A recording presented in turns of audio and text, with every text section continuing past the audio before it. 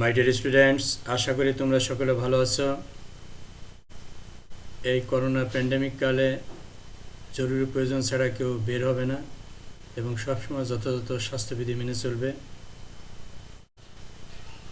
আজকে আমরা তোমাদের 4th ইয়ারের নতুন একটা কোর্স শুরু করব। কোর্সের নাম হলো computer application and object oriented programming. এই কোর্সটা একেবারে নতুন, তোমরা সবাই মনোযোগ দিয়ে দেখবে, আশা করি বুঝতে পারবে। আর কোনো সমস্যা হলে কমেন্ট সেকশনে জানাবে অথবা মোবাইলের মাধ্যমে সরাসরি যোগাযোগ করবে, পরের লেকচারে ক্লিয়ার করার চেষ্টা করব। তাহলে আলোচনা শুরু করা যাক। আজকে আমরা প্রথম চ্যাপ্টার পড়ব। চ্যাপ্টারের নাম হলো ইন্ট্রোডাকশান। আজকের আলোচ্য বিষয় হলো object oriented development themes, modelling concepts. দুটা topic, object oriented development themes আর একটা হলো মডেলিং কনসেপ্টস। খুবই নতুন টপিক, এগুলা তোমরা আগে কখনোই পড়ো নাই। ফিজিক্সের সাথে ওইভাবে সরাসরি রিলেটেড না, এটা প্রোগ্রামিংয়ের সাথে রিলেটেড। তাহলে আলোচনা শুরু করা যাক।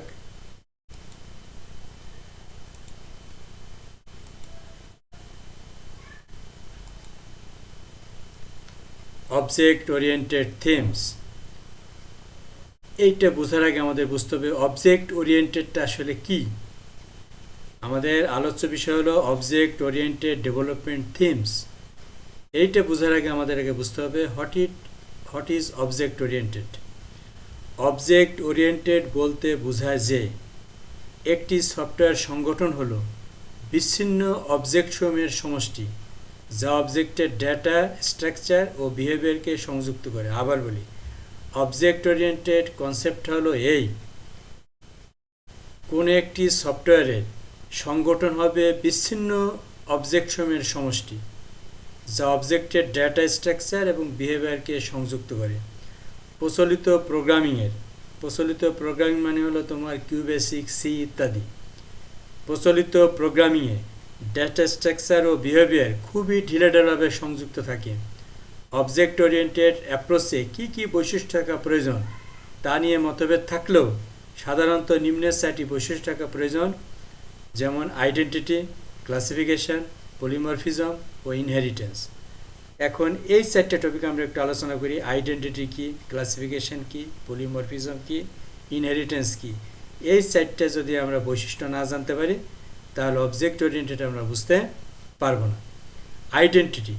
আইডেন্টিটি হলো একটি অবজেক্টের বৈশিষ্ট্যকে বর্ণনা করে।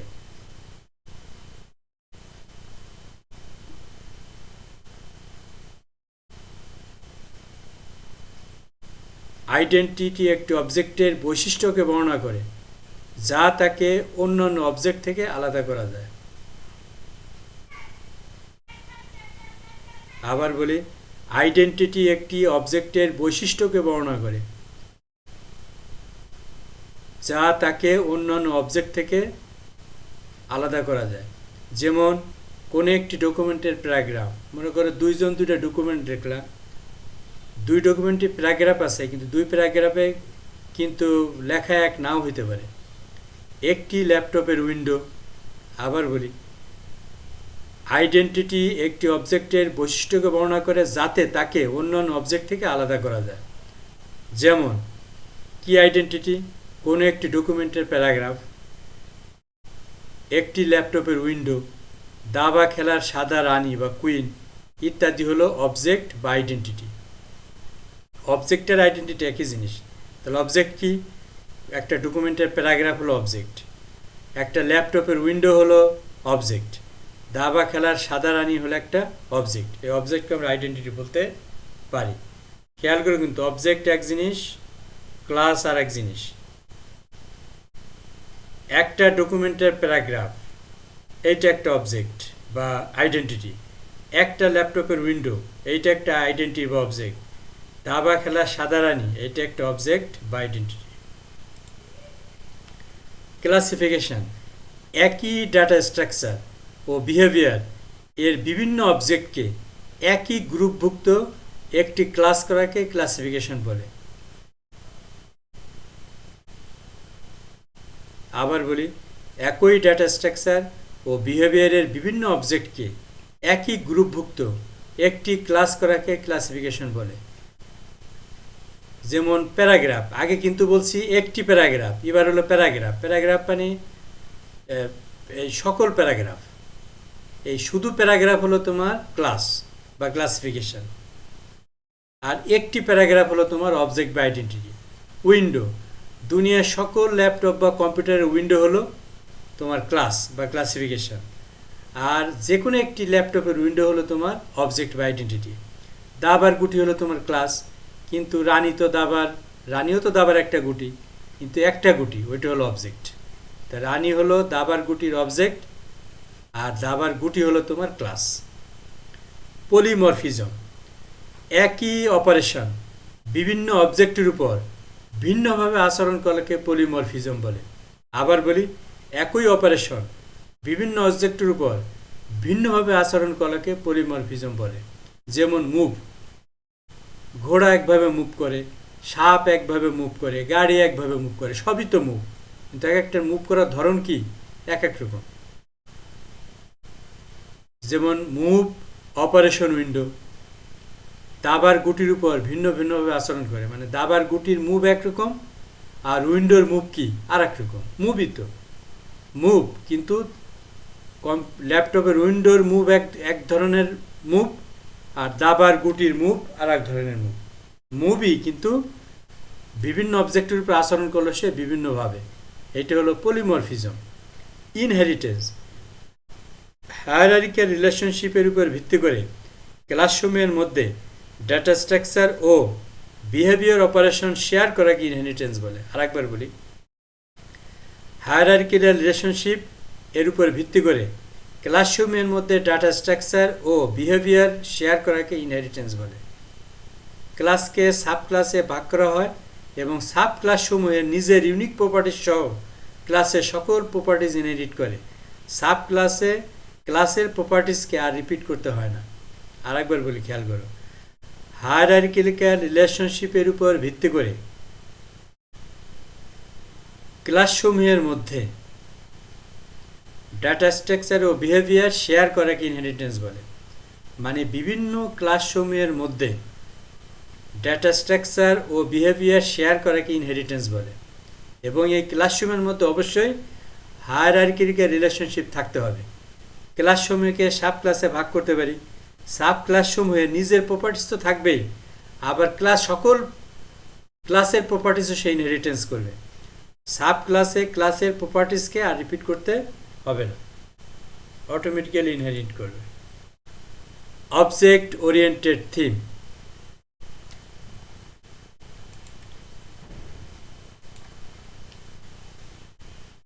অবজেক্ট ওরিয়েন্টেড থিম সমূহ অ্যাবস্ট্রাকশন, এনক্যাপসুলেশন, ডেটা ও বিহেভিয়ার সংযোগ, sharing, essence of object, synergy.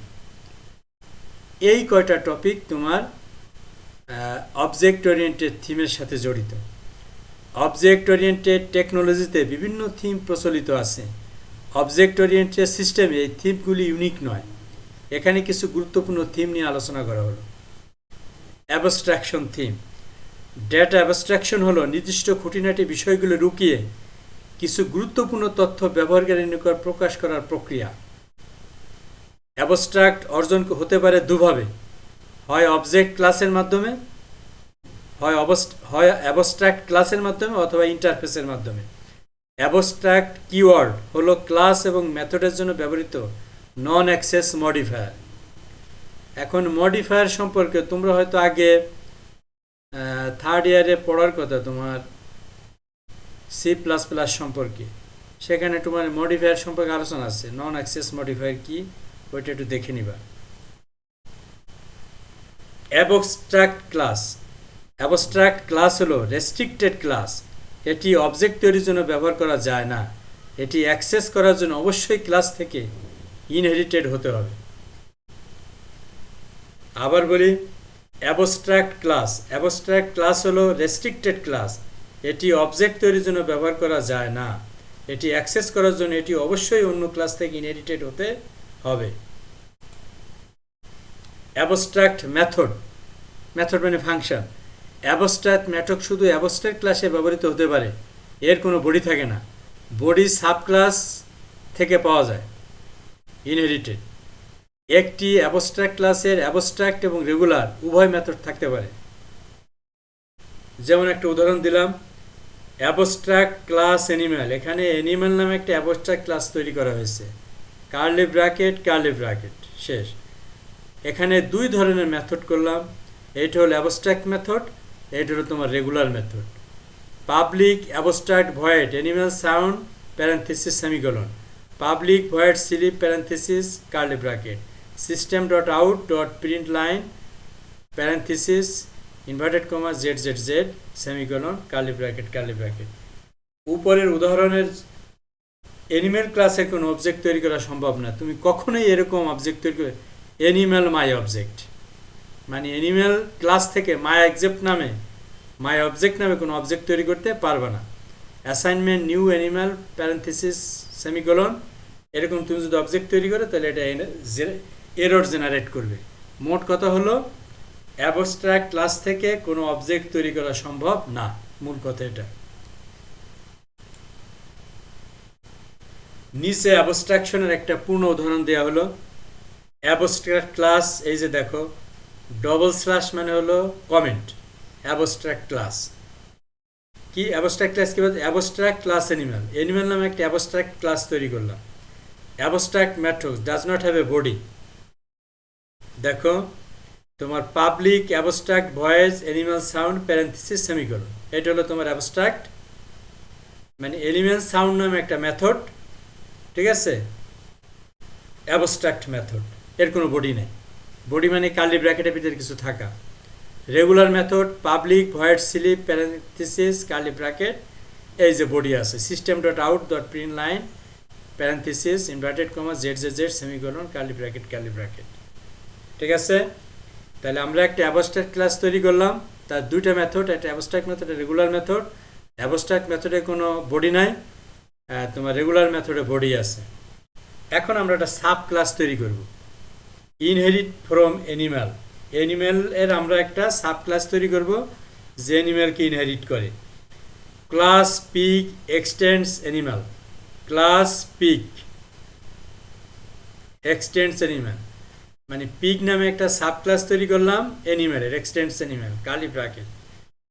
Public void animal sound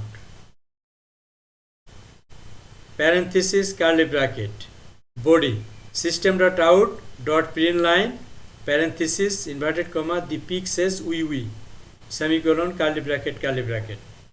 class my main class curly bracket, public static void main string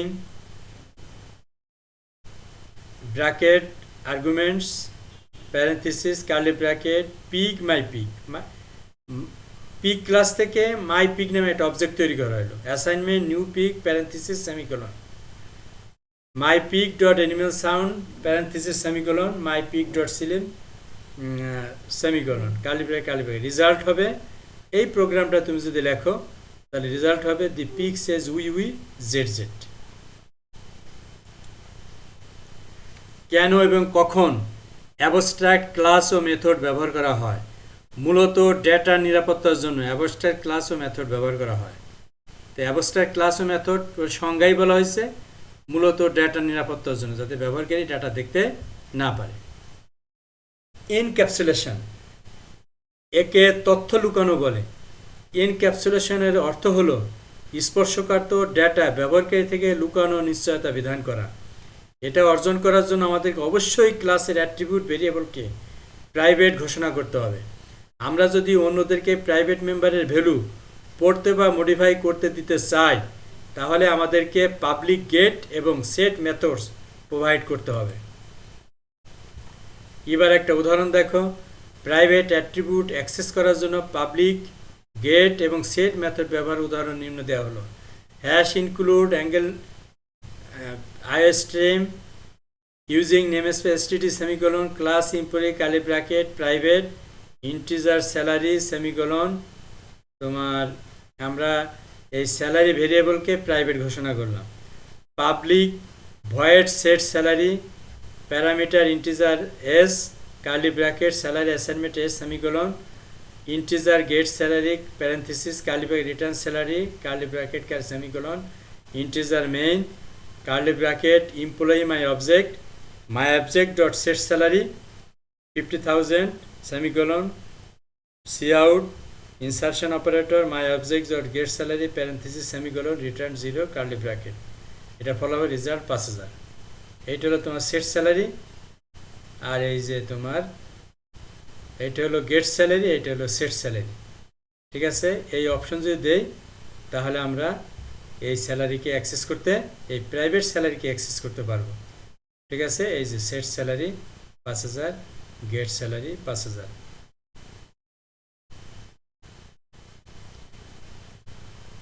note উপর উদাহরণের স্যালারি অ্যাট্রিবিউট হলো প্রাইভেট যার অ্যাক্সেস সীমিত public set salary মেথডের parameter s আছে এটি স্যালারির অ্যাট্রিবিউটকে অ্যাসাইন করে public get salary method private salary অ্যাট্রিবিউটের ভ্যালু রিটার্ন করে মেইন মেথডের ভিতরে আমরা এমপ্লয়ি ক্লাসের একটি অবজেক্ট তৈরি করেছি এখন আমরা সেট স্যালারি মেথড ব্যবহার করে প্রাইভেট স্যালারি অ্যাট্রিবিউটের ভ্যালু 50,000 সেট করতে পারি তারপর আমরা অবজেক্টের গেট স্যালারির মেথড কল করতে পারি ভ্যালু রিটার্ন করার জন্য ইনক্যাপসুলেশন কেন ব্যবহার করা হয় ক্লাস অ্যাট্রিবিউটকে প্রাইভেট ঘোষণা করা আমাদের একটি ভালো প্র্যাকটিস ইনক্যাপসুলেশন আমাদের ডেটার ভালো নিয়ন্ত্রণ নিশ্চয়তা দেয় কারণ আমরা কোডের একটি অংশকে পরিবর্তন করতে পারি অন্য অংশকে প্রভাবিত না করে ডেটার উন্নত নিরাপত্তা তাহলে দেখা গেল অ্যাবস্ট্রাকশন ও ডেটার নিরাপত্তা বিধান করে ইনক্যাপসুলেশন ডেটার নিরাপত্তা বিধান করে ডেটা ও বিহেভিয়ার সংযুক্তকরণ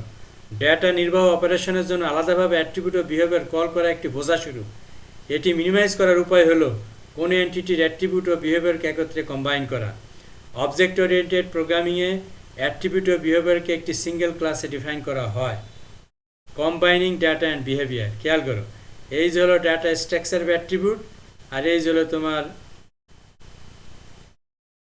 এটা হলো ডাটা স্ট্রাকচার হায়ারার্কি এটা হলো প্রসিডিউর হায়ারার্কি এই দুইটাই রিপ্লেসে এখন একটা হবে এর নাম হলো class hierarchy data structure hierarchy message the operation inheritance hierarchy আবার বলি আগে ডাটা স্ট্রাকচার হায়ারার্কি আলাদা ব্যবহার করা হতো প্রসিডিউর হায়ারার্কি আলাদা ব্যবহার করে এখন দুইটা রিপ্লেস হয়েছে কার মাধ্যমে ক্লাস হায়ারার্কি এটা হলো অবজেক্ট ওরিয়েন্টেড অ্যাপ্রোচ এটা হলো ওল্ড অ্যাপ্রোচ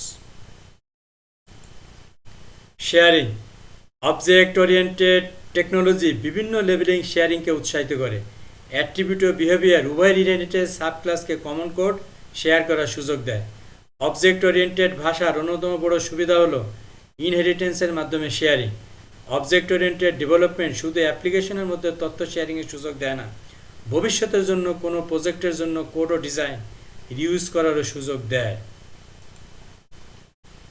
এই যে একটা অবজেক্ট তার কি থাকবে ইনহেরিটেন্স থাকবে ইনক্যাপসুলেশন থাকবে অ্যাবস্ট্রাকশন থাকবে পলিমরফিজম থাকবে এইটা হলো object oriented themes essence of object কীভাবে ব্যবহৃত হয় তার চেয়ে বরং অবজেক্ট কি তার উপর বেশি জোর দেয়া অবজেক্ট ওরিয়েন্টেড টেকনোলজি আবার বলি অবজেক্ট কীভাবে ব্যবহৃত হয় তার চেয়ে বরং অবজেক্ট কি তার উপর বেশি জোর দেয় অবজেক্ট ওরিয়েন্টেড টেকনোলজি অ্যাপ্লিকেশনের ডিটেলসের উপর অবজেক্টের ব্যবহার নির্ভর করে এবং ডেভেলপমেন্টের সময় প্রায় পরিবর্তন হয় synergy identity classification polymorphism inheritance object oriented ভাষার বৈশিষ্ট্য নির্ধারণ করে দেয় প্রত্যেকটি ধারণার বৈশিষ্ট্য আলাদা কিন্তু তারা একে অপরের পরিপূরক হিসাবে কাজ এর প্রত্যেকটা কনসেপশন কিন্তু আলাদা কিন্তু তারা একে অপরের পরিপূরক ঠিক আছে এই চারটে মিলে তোমার অবজেক্ট ওরিয়েন্টেড থিম তৈরি করে এখন আমরা নতুন টপিক আলোচনা করব মডেলিং কনসেপ্টস একেবারে নতুন তোমরা এগুলো কোনো ইয়ারে কোনো সময় পড়ো নাই ঠিক আছে একটু খেয়াল করো মডেলিং কনসেপ্টস কোনো একটা জিনিস তৈরি করার পূর্বে ডিজাইনাররা বিভিন্ন উদ্দেশ্যে বিভিন্ন রকমের মডেল তৈরি করে তোমরা কিন্তু আসলে মডেলিং দেখছো কি মডেলিং দেখছো তোমার দেখবা একটা 10 তলা বিল্ডিং তৈরি করার আগে তোমার যারা ডিজাইনার তারা তোমার সোলার সাহায্যে ওরকম 10 তলা বিল্ডিংয়ের একটা মডেল তৈরি করে তারপরে সেটার করিডোর কীরকম হবে তোমার রুমগুলো কীরকম হবে রুমের কোথায় কোথায় লাইটিং করা হয়েছে এগুলো একটা ধারণা দেওয়ার চেষ্টা করে। যেমন কাস্টমারদের দেখানোর জন্য কোনো বিল্ডিং এর আর্কিটেকচারাল মডেল, মেশিন পার্টসের ব্লুপ্রিন্ট, বিজ্ঞাপনের স্টোরি বোর্ড ইত্যাদি। আগে একটা ডেমো দেখায়। মডেল বিভিন্ন উদ্দেশ্য পূরণ করে থাকে। কোনো কিছু তৈরির পূর্বে তার ফিজিক্যাল এন্টিটি যাচাই করা, এরোপ্লেন নৌকার স্কেল মডেল তৈরি করে উইন্ডো টানেল ও ওয়াটার ট্যাঙ্কে পরীক্ষা